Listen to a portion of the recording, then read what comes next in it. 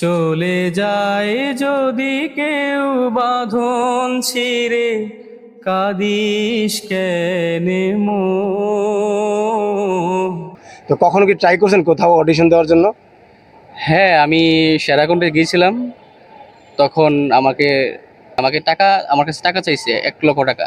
আমি ওনাদের নাম বলবো না, নাম বললে সমস্যা আছে। মানে আপনি ওই অডিশনে কত রাউন্ডে গিয়েছিলেন? দ্বিতীয় রাউন্ডে।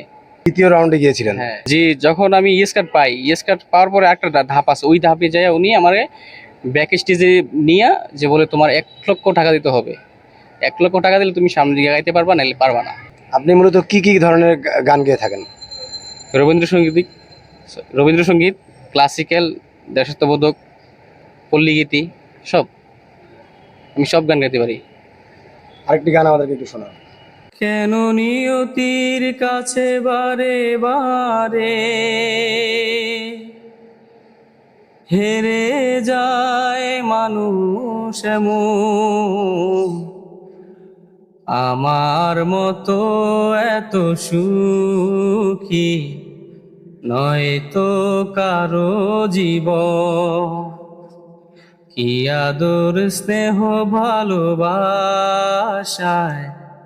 ঝরানো মায়ার বাঁধন, জানিয়ে বাঁধন ছিঁড়ে গেলে কোনো ভুল আসবে আমার মরণ।